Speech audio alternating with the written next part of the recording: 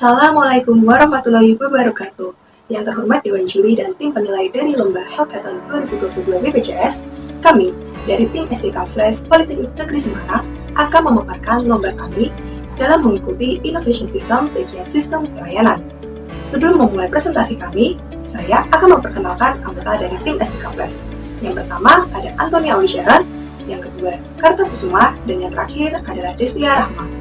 Langsung saja kita ke bagian materi pemaparan presentasi. QR Code pendaftaran berobat online merupakan inovasi yang kami ciptakan guna meningkatkan pelayanan bagi peserta BPJS JKN Mobile. Inovasi ini merupakan pengembangan dari fitur JKN Mobile, yaitu pendaftaran pelayanan antrean. QR Code pendaftaran berobat online akan menggantikan nomor antrian manual yang biasanya memperlambat sistem antri di lokasi fasilitas kesehatan. Inovasi ini tidak hanya akan mengefisienkan waktu dalam sistem antri di lokasi fasilitas kesehatan, namun juga mempercepat pemrosesan data yang terintegrasi langsung baik dari aplikasi JKN Mobile, fasilitas kesehatan, maupun identitas dari peserta BPJS JKN Mobile. Selanjutnya adalah permasalahan yang melatar belakangi terciptanya inovasi QR Code pada sistem pendaftaran berobat online. Yang pertama, sistem antrian manual memperlambat pelayanan. Rekomendasi solusi yang kami tawarkan dengan fitur antrian online menggunakan QR Code dan jadwal kedatangan offline yang detail. Adanya sistem antrian yang sebelumnya manual menggunakan nomor antri, dengan solusi menghadirkan QR Code dan jadwal kedatangan offline yang detail, nantinya pasien hanya tinggal mengantri sambil menunjukkan QR Code yang akan di-scanning oleh tenaga registrasi. Permasalahan yang kedua adalah konfirmasi data diri secara manual oleh tenaga registrasi saat antri tidak efisien. Rekomendasi solusi yang kami tawarkan adalah konfirmasi data pasien melalui QR Code telah terintegrasi dengan cloud database JKN Mobile. Permasalahan yang ketiga adalah belum optimalnya atau belum maksimalnya penggunaan teknologi. Rekomendasi solusi kami adalah menggunakan QR Code Scanner untuk mempercepat pengecekan serta pemrosesan data. Alur proses produksi. Terdapat 4 tahap dalam produksi inovasi yang ingin kami kembangkan ini. Yang pertama adalah perencanaan. Pada tahap ini, kami merumuskan permasalahan, kemudian mengemukakan solusi dari permasalahan tersebut, dan kemudian kami juga menyiapkan perangkat untuk produksi meliputi laptop, Android Studio, dan juga XMPP. Tahap berikutnya yakni adalah produksi. Pada tahap ini, kami membuat Zoom API Fastcase menggunakan Laravel, kemudian membuat aplikasi dengan fitur pendaftaran online menggunakan Android Studio, dan terakhir kami juga mensinkronkan Zoom API dari BPJS dengan aplikasi yang kami buat. Pada tahap yang ketiga, yakni adalah testing, terdapat beberapa hal yang akan kami uji. Yang pertama adalah kesesuaian data yang ada pada QR Code dengan data pendaftar, kemudian kesinkronan data antara aplikasi dan juga data di Fastcase, kemudian kesinkronan data antara aplikasi dan data yang ada di Zoom API dari BPJS. Dan tahap yang terakhir yakni adalah sosialisasi.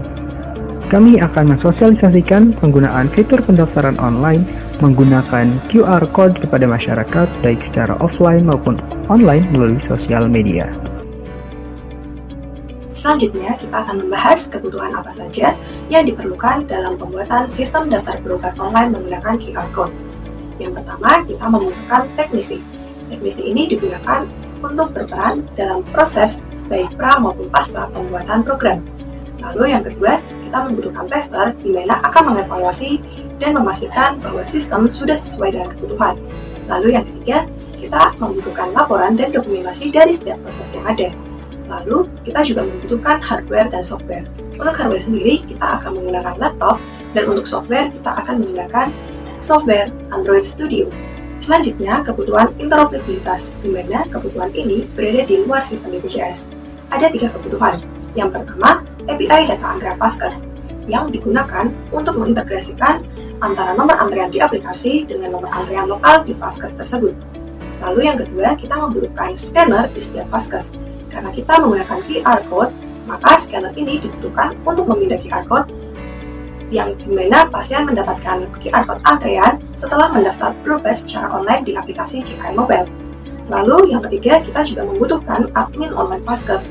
Admin online Vaskes ini berperan dalam pengelolaan data pasien yang sudah terintegrasi di dalam database antara QR Code, JKN Mobile, dan fasilitas kesehatan.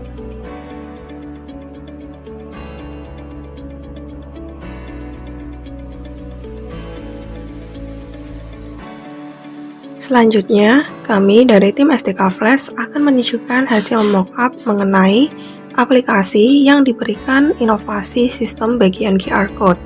Nah, pada aplikasi sebelumnya, sudah ada menu bagian pendaftaran pelayanan antrean.